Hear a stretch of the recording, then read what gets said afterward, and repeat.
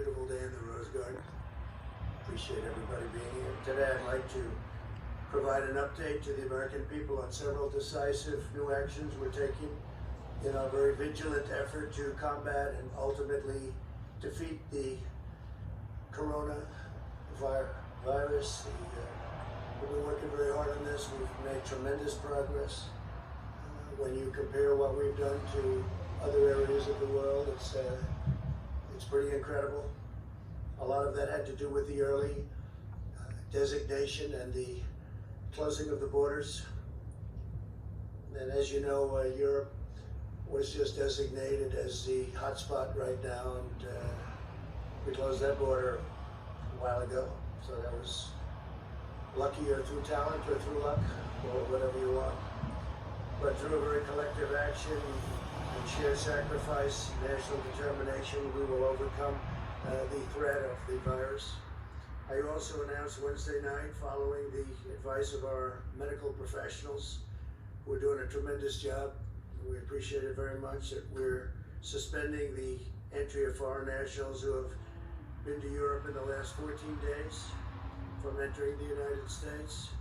Citizens, permanent residents, and our families, any of the families returning from Europe, will be subject to extra screening as well as self-isolation for a period of 14 days. As the World Health Organization confirmed today, many of the things that what we said were 100% correct, including our designation before them of Europe. Like our earlier very aggressive actions with China, this measure will save countless lives. I appreciate a number of the folks behind me, a number of the people behind me said that that saved a lot of lives, that early designation. But it is only the beginning of what we're really doing, and now we're in a different phase. We had some very old and obsolete rules that we had to live with. It worked under certain circumstances, but not under mass circumstances. They were there for a long time, they were in place for a long time, and we're breaking them down now. And they're very usable for certain instances, but not for this. To unleash the full power of the federal government in this effort today, I am officially declaring a national emergency. Two very big words.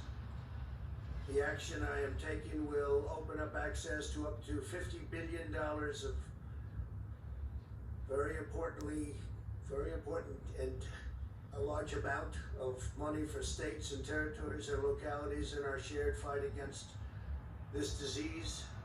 In furtherance of the order emerging every state to set up emergency operation centers effective immediately. You're going to be hearing from some of the largest companies and greatest retailers and medical companies in the world. They're standing right behind me and inside of me. I'm also asking every hospital in this country to activate its emergency preparedness plan so that they can meet the needs of Americans everywhere. The hospitals are very engaged. New York and various other places are also very engaged. I just spoke with Governor Cuomo. We had a very good conversation, and we're working very strongly with many states, including New York.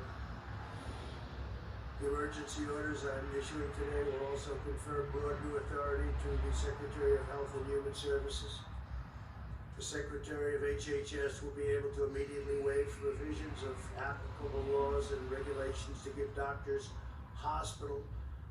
all hospitals, and healthcare providers maximum flexibility to respond to the virus and care for patients. This includes the following critical authorities: the ability to waive laws to enable telehealth,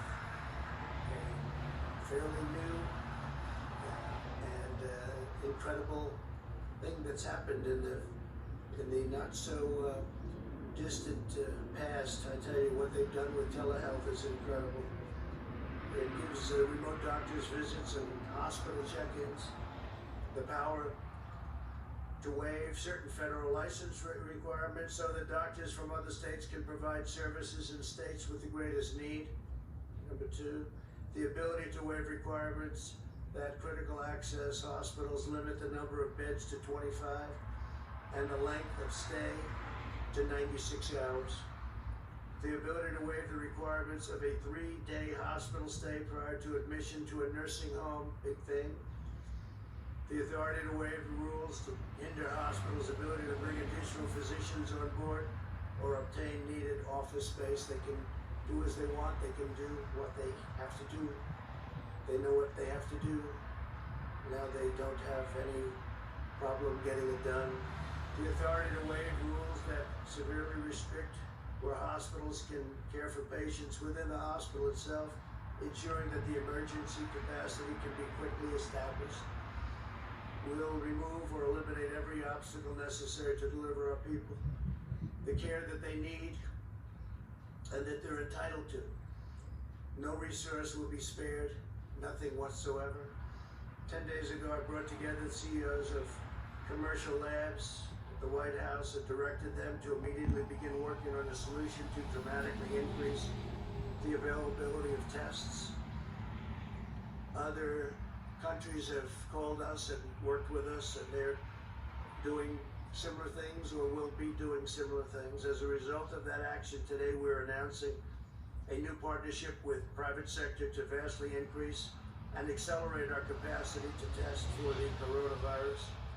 We want to make sure that those who need a test can get a test very safely, quickly, and conveniently, but we don't want people to take a test if we feel that they shouldn't be doing it. And we don't want everyone running out and taking, only if you have certain symptoms. Using federal emergency authorities, the FDA approved a new test for the virus. We did this within hours after receiving the application from Roche, a process that would normally take weeks. We therefore expect up to 500,000 additional tests will be available early next week. We'll be announcing locations probably on Sunday night.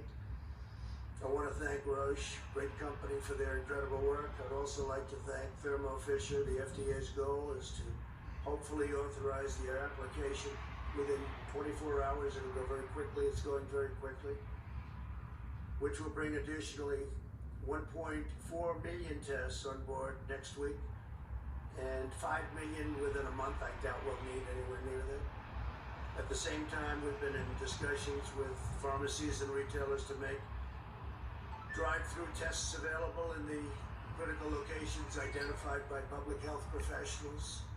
The goal is for individuals to be able to drive up and be swabbed without having to leave your car. I want to thank Google. Google is helping to develop a website. It's going to be very quickly done, unlike websites of the past, to determine whether a test is warranted and to facilitate testing at a nearby convenient location. We have many, many locations behind us, by the way. We cover this country and large parts of the world, by the way. We're not going to be talking about the world right now, but we cover very, very strongly our country. Stores in virtually every location. Google has 1,700 engineers working on this right now. Made tremendous progress. Our overriding goal is to stop the spread of the virus and to help all Americans who have been impacted by this. Again, we don't want everybody taking this test. It's totally unnecessary. And this will pass. This will pass through, and we're going to be even stronger for it. We've learned a lot. Tremendous amount has been.